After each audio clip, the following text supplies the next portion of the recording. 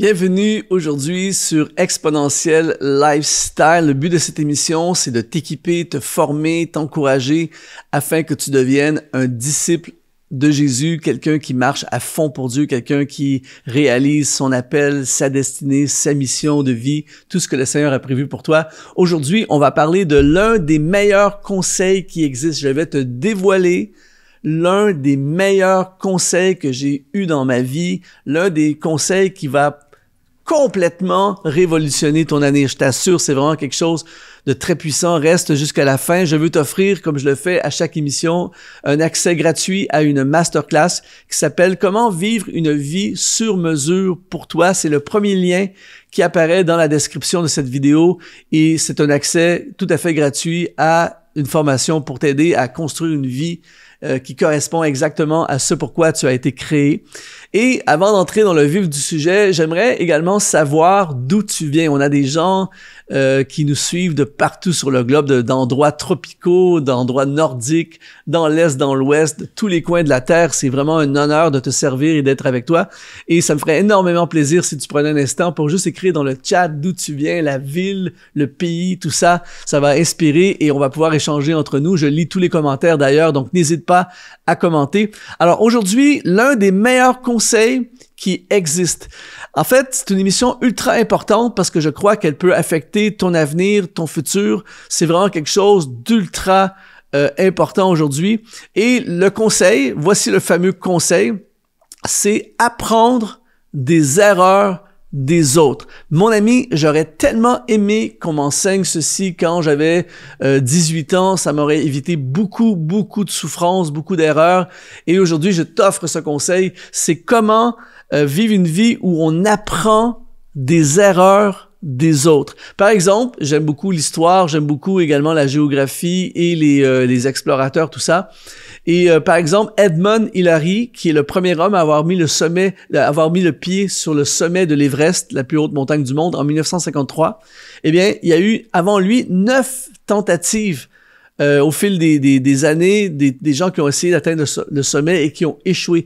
Et lui, Hillary, avant d'attaquer le sommet de l'Everest, il s'est informé et il a étudié toutes les erreurs que les gens qui l'ont précédé ont fait. Et là, il s'est aperçu que beaucoup se faisaient surprendre par la météo, n'avaient pas prévu les changements climatiques, les problèmes d'équipement, de ravitaillement, d'approvisionnement, toutes ces choses-là. Et lui, il a construit son projet en se basant en grande partie sur les erreurs des autres.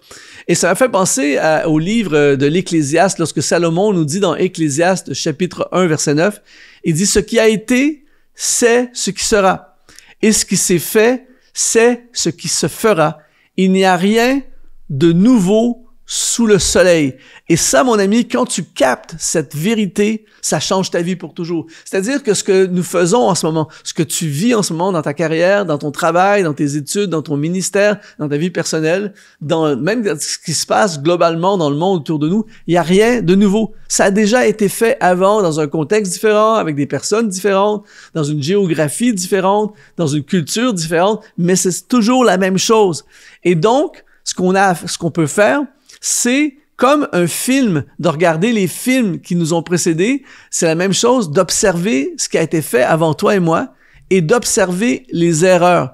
Par exemple, un historien célèbre du nom de Will Durant, il a dit ceci, il dit « Nous passons trop de temps dans les dernières 24 heures », il fait allusion aux infos qu'on regarde à la télé, tout ça, « Nous passons trop de temps dans les dernières 24 heures et pas assez dans les derniers 6000 ans ». Et il a tellement raison parce que si on étudiait le data, on a accès maintenant à beaucoup de data, si on étudiait l'histoire, tout ce qui nous a précédé, il y a tellement de choses qu'on pourrait voir et de leçons qu'on pourrait tirer qu'on pourrait tellement éviter les soucis du futur. Deviens un étudiant de l'histoire et tu deviens un excellent prophète du futur. Par exemple, là en ce moment, partout on parle de l'intelligence artificielle, l'IA et tout ça. Mais il n'y a rien de nouveau sous le soleil. Il y a plusieurs années, lorsque la calculatrice est arrivée, les gens paniquaient. Les gens disaient « Oh non, les enfants n'apprendront plus à compter, tout ça, ils vont appuyer sur la calculatrice. » Et oui, C'est génial. Maintenant, on n'a plus besoin de faire des calculs pendant des heures. Tu prends la calculatrice et te donne la réponse tout de suite. Quand l'Internet est arrivé, les gens ont paniqué, tout ça. Et en fait, quand on regarde l'IA aujourd'hui, et je ne veux pas rentrer dans le débat et dans tous les détails concernant ça, mais l'idée, c'est qu'il n'y a rien de nouveau sous le soleil. Et tout ce qu'on a à faire en tant qu'Église, en tant que croyants, c'est de s'adapter et de tirer des leçons de ce qui nous a précédés et apprendre des erreurs des autres. Merci de me donner ton attention pendant quelques instants. Si tu es inspiré par le contenu que tu reçois sur Exponentiel TV, si tu as été touché d'une façon ou d'une autre, si ça t'a parlé à travers chacune de nos émissions, eh bien, j'aimerais faire appel à toi aujourd'hui en rejoignant les activateurs de destinée, en devenant un partenaire de cette mission. On veut rejoindre des multitudes de personnes comme toi pour impacter leur vie, les amener dans leur destinée. Alors, c'est simple. Tu vas dans le lien qui apparaît dans la description de cette vidéo et tu peux faire un don, tu peux devenir un partenaire mensuel et rejoindre ceux qui permettent la réalisation de ces émissions. Je te remercie déjà. Rendez-vous dans l'émission. Il y a des choses, par exemple, des défis que tu as peut-être dans ta vie en ce moment, dans ton ministère. Par exemple, tu construis un ministère, tu construis une église, on va dire, on prend ça comme exemple, tu construis une église. Eh bien, combien de bâtisseurs d'églises, de leaders, de pasteurs vont étudier des gens qui l'ont déjà fait avant? Et on est d'accord pour dire que des églises avant toi et moi, il y en a qui ont construit des églises, il y en a eu des milliers à travers le monde, il y en a qui ont réussi et il y en a qui ont échoué. Pourquoi ne pas interroger, étudier, observer ceux qui nous ont précédés et voir les erreurs qu'ils ont fait? Il y a des gens qui ont fait des erreurs financières dans leurs finances avant nous. Pourquoi ne pas étudier les erreurs que ceux qui ont échoué financièrement ont fait? Et on peut appliquer ça à tous les aspects de notre vie. Et on observe les erreurs et on apprend des erreurs des autres. Je lisais il y a quelque temps une histoire en fait absolument incroyable. J'avais jamais entendu parler d'un évangéliste dans les années 1800 du nom de John Alexander Dowie, qui est un évangéliste écossais. Il a vécu dans les années 1800 avec un ministère de guérison incroyable. Écoute bien ceci, dans les années 1800, le gars a amené des millions de personnes à Christ. Pas d'Internet, pas de télé, pas de moyens de communication que nous avons aujourd'hui, mais il avait tellement un talent et un don incroyable qu'il a amené toutes ces personnes à Christ. Et là, on a du data. On peut observer parce que le gars, malheureusement, a mal tourné. Et quand on regarde le data, on observe les erreurs qu'a fait cet homme. Voici quelques erreurs qu'il a fait. Premièrement, c'est un homme qui avait des ambitions démesurées, tellement des grandes ambitions qu'il est sorti complètement de son appel. Il a fait plein de choses qui n'avaient rien à voir avec son appel parce qu'il voulait toujours plus. Ensuite, il avait un ego énorme au point que personne pouvait lui parler. Personne pouvait lui donner des conseils. Il écoutait les conseils de personne. Il était sans amis. Il n'avait pas d'amis. Personne ne pouvait s'approcher de lui. Il ne rendait des comptes à personne. Il avait une situation financière catastrophique qui l'a amené dans toutes sortes d'excès et toutes sortes de luxes démesurés. Et finalement, il a fini sa vie dans la faillite et dans le scandale. On a dit de lui, on dit bien que l'histoire ait retenu de lui l'image d'un imposteur. Il était en réalité un génie appelé de Dieu. Ecclésiaste 1, verset 9, ce qui a été, c'est ce qui sera. Et ce qui s'est fait, c'est ce qui se fera. Il n'y a rien de nouveau sous le soleil. Alors, toi et moi, par exemple, si on a un ministère comme ça, ben, on a du data. On peut aller observer. Ce gars-là avait un appel incroyable. Mais, taf, voici la liste des erreurs qu'il a fait. Et là, si je regarde à ma vie aujourd'hui et je fais exactement les mêmes erreurs, je suis sur la même route que lui, je sais déjà mon futur. Parce qu'il n'y a rien de nouveau sous le soleil. Alors, je peux observer les erreurs de cet homme et dire, OK, je vais ajuster ça. Je vais commencer à m'entourer de conseillers. La sagesse est dans la multitude de conseillers. Je vais commencer à écouter les conseils que les gens, même si ça me fait pas plaisir, je vais commencer à écouter les conseils. Je vais commencer à prendre au sérieux ma situation financière, etc., basée sur les erreurs de cet homme. Et parce que je vais éviter ces erreurs, eh bien, je peux assurer un futur extraordinaire à son ministère. Et on peut appliquer ça à tous les domaines de notre vie.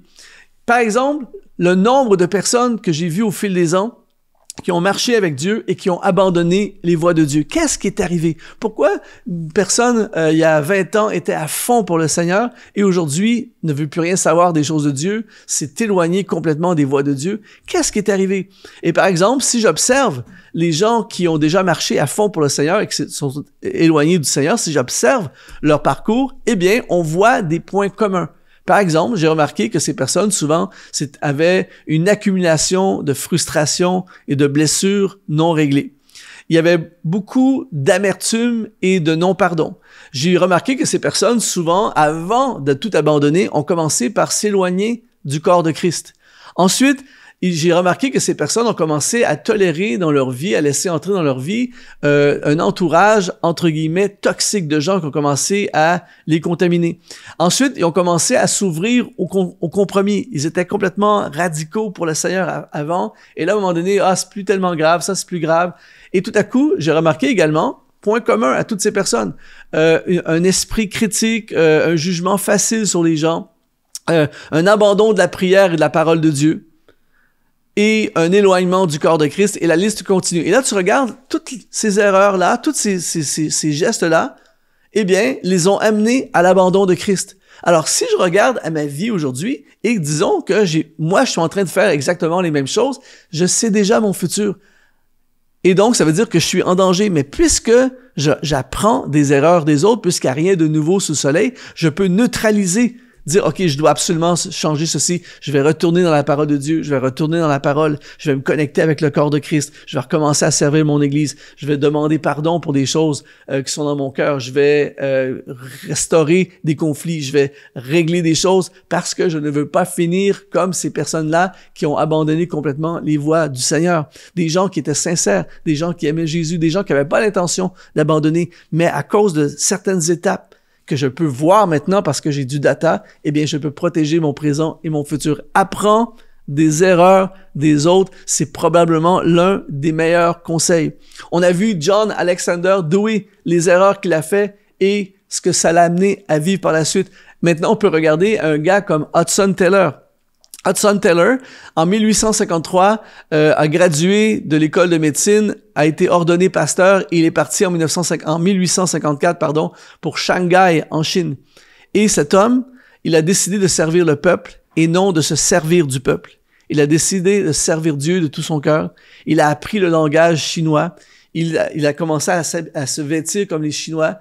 Et il s'est investi, il a consacré sa vie, il est resté fidèle malgré les épidémies, les persécutions, la mort de certains membres de sa famille, il a été à fond et il a dit ceci: il n'est pas difficile de savoir ce que Dieu attend de nous et tout ce qu'il nous demande, c'est de nous confier en lui et de nous abandonner à lui et lui obéir. Il a dit également, Dieu n'utilise pas les hommes puissants et talentueux pour accomplir des grandes choses, mais il utilise des faibles et des humbles qui se soumettent à lui. Et finalement, Hudson Taylor a fondé la mission intérieure de la Chine, des hôpitaux, des orphelinats, des écoles. Il a révolutionné complètement la mission en Chine et il a fini dans la gloire. Donc, j'ai du data. J'ai John Alexander Dewey qui avait un appel incroyable, mais qui a fait une série d'erreurs et qui a tout gâché. J'ai Hudson Taylor à côté qui a fait telle et telle chose qui a fait de lui un succès dans le ministère et qui a porté beaucoup de fruits. Et donc, j'ai ces modèles-là et je peux aujourd'hui construire mon ministère en apprenant des erreurs des autres. Alors, peu importe le domaine dans lequel tu es, peu importe ce que tu fais avec ta vie, prends tous les éléments de ta vie et observe les erreurs que les autres ont fait et applique ces leçons dans ta vie aujourd'hui. Je t'assure, mon ami, que tu vas triompher, tu vas avoir des succès incroyables, tu vas prospérer, tu vas remporter des victoires et tu vas devenir une inspiration pour les gens autour de toi et tu vas vivre pleinement le plan de Dieu pour ta vie. Alors, le plus grand conseil qui existe selon moi, c'est apprendre des erreurs des autres. Si cette vidéo t'a inspiré aujourd'hui, eh bien, mets un like pour la propulser dans l'algorithme YouTube. Écris dans les commentaires, n'hésite pas à commenter. Si tu as un témoignage, n'hésite pas à écrire dans les commentaires également. Abonne-toi à notre chaîne, on a des centaines de vidéos pour toi également. Et évidemment, rejoins notre masterclass gratuite. L'accès est dans le premier lien qui apparaît sur cette vidéo. Comment vivre une vie sur mesure pour toi. Ici Luc Dumont, ça a été un honneur de te servir et je te dis, sois exponentialisé.